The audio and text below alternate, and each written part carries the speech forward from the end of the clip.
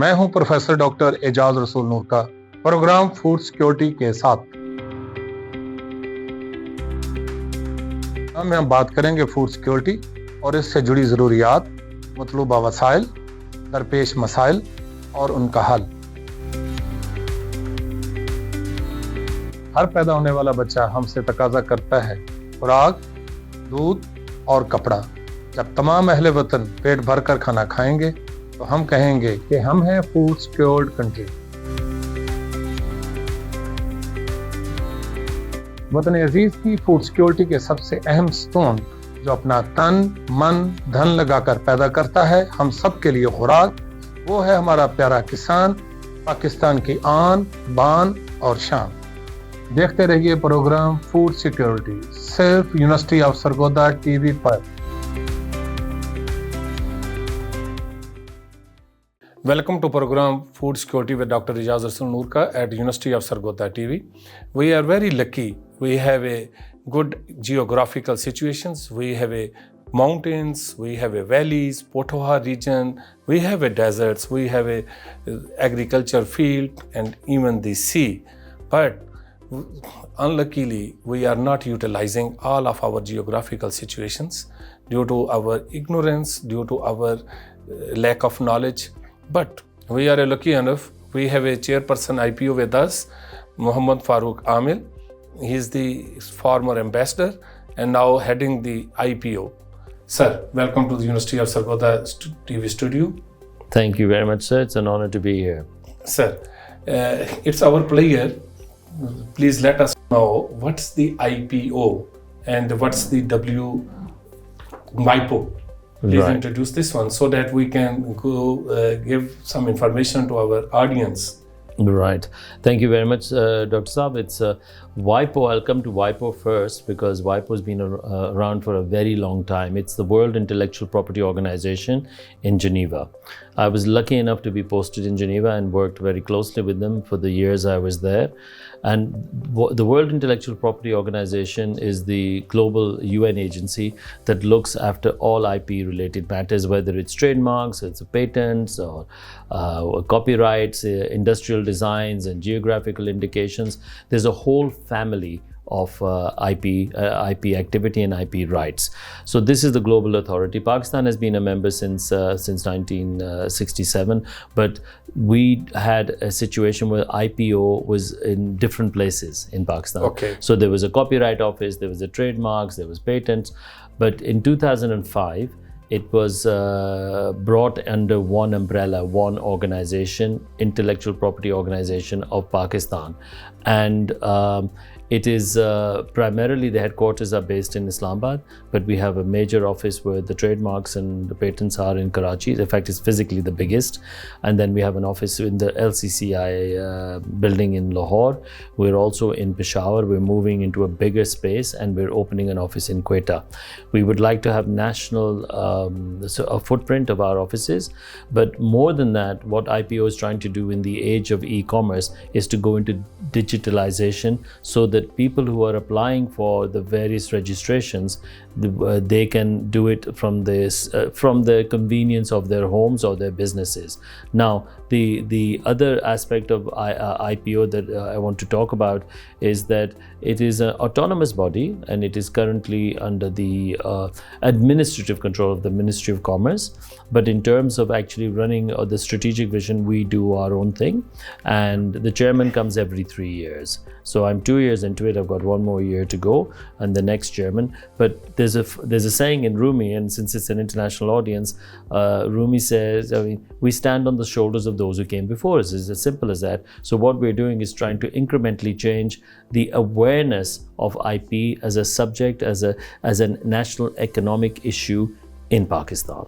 And that is why I'm honored to be at a leading university. Yeah, thank you very much. You are in the University of Sargodha and you think universities that are the hub of the knowledge and the hub of the innovations and the product development. How the universities can play the role in the society for the IPOs, for the awareness of IPOs and our young incubators? Right, absolutely. The thing is, if you look at all the successful countries around the world, what they're doing, there's a triangle between innovation and entrepreneurship on one side, academia on the second angle, and industry. And these three nodes are constantly interacting. And universities should be the incubation for ideas, but those ideas need to develop into products. And those products can only develop once there is, as you have at the University of Sargodha, this venture fund, which the Vice Chancellor was talking about. You have the incubation center. All of these things coalesce. You look at successful examples around the world, and I'm not just talking about Germany or Japan or the United Kingdom. I'm talking about Turkey, Malaysia, Indonesia, Vietnam. They've all done this. And why have they done this? Because this is where the money is, and this is where you protect your own resources. Now, as I said, University of Sargodha is a key platform for you because you're in the agricultural heartland. Yeah.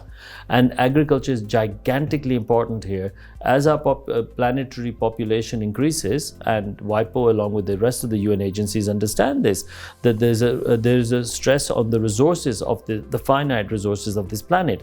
So you have to create new ways, given climate change, given that you have to have sustainable development. It has to be in line with all the SDGs. You can do this, but you have to have the innovative solutions that are IP protected, so that you, the people, not just the people in the big cities or the corporations, the people, the farmers, the people on the land own what belongs rightfully they own. That is theirs. That is absolutely critical. And you also at the University of Sargodha have a TISC, a Technology Innovation Support Center.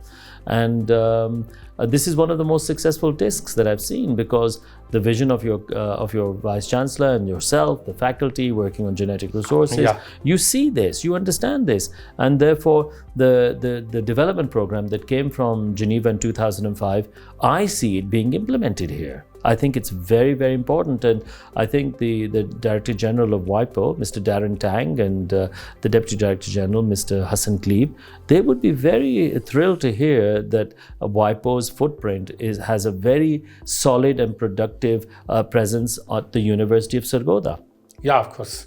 Sir, the major part of our society, they are the young people, and the major part is women as well. How the young and women, they can play their role in the national economy as well as to protect our resources, even in the art and design, even in the music, even in the genetic resources of the plants, animals, whatever it may be.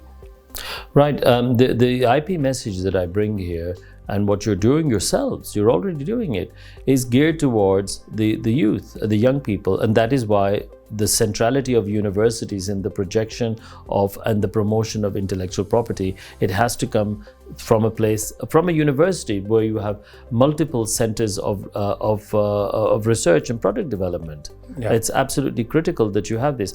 Now, talking about women, one thing that I'm very proud to say, this having been a gender champion in Geneva, I think it's IPO Pakistan has I know it has a larger percentage of women officers and officials than many of the UN agencies, and this is something that people need to know on the international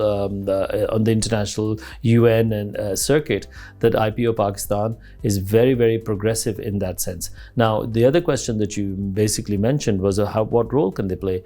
Any nation that does not include women as equal partners, I think Quaid-e-Azam, Muhammad Ali Jinnah, has made it crystal clear. I mean, we don't need to look further than your own founding father. What is the role of women in the national uplift? It's absolutely critically clear, and government after government has stayed with that. Every government has always talked about this, but how do you actualize that? How do you make it a fact? And I walked across to this building, I saw many young women, and in fact the Vice Chancellor had said that those young women there were many women doing well, and I see this all over Pakistan. Now the thing is, the question is whether, but it's up to the individuals, of course, whether those women, young women, enter into the workforce. I think through IP, they can do that, because you can sit at home, you can make your ideas, you can conduct e-commerce, and and do your job without having to go very far if you're in a conservative environment, or you have multiple let's say life commitments in terms of when you get married. In our country, we're a conservative society. So these young women should not, I would encourage them, you should not lose your education. You should utilize that education even in the context of a part-time business. And that part-time business, online business. Yes, online business. But you must protect your IP. Once you learn that, you can just literally sit at home and earn money, because your product, your idea is protected and it's earning money, because somebody else has to take a license from you. Somebody else has to take permission from you to produce that product. So it sounds very simple, but one thing I must say, and I see this in dynamic societies around the world, you have 100 ideas and you keep floating them. Not all of them will succeed. You can't just be, Mr. Zuckerberg or, Microsoft boss or somebody like this who, succeed very quickly. But they also tried over and over again, but you must never give up. And I think IP offers that opportunity. Well, this business is not going to work, that's not going to do. The other thing is that on the international circuit, I would encourage your audience to look at WIPO, www.wipo.int. Since COVID taught us online activity, there are 1,000 courses and 1,000 opportunities and ideas of how you can self-train yourself through free training courses in everything from copyrights to trademarks to patents. And if there's something that you don't understand on Pakistan's IPO website, please look at the WIPO website. WIPO in Geneva is our mothership in so many ways, and we consult them, we work with them. We have bilateral agreements with Turkey. We're working on that with the United States and hopefully with the United Kingdom and Japan and with China. So it's all about learning. It's all about having access and claiming your rights. So when I'll make it a simple, or put it in a different context. So when we were fighting colonialism, our forefathers, so when Quaid-e-Azam came along, he said, one person, one vote. We talk about this in Kashmir as well. One person, one vote. It's human dignity. So if you know your political rights, you know your human rights, you need to know your economic rights. And your economic rights come through IP.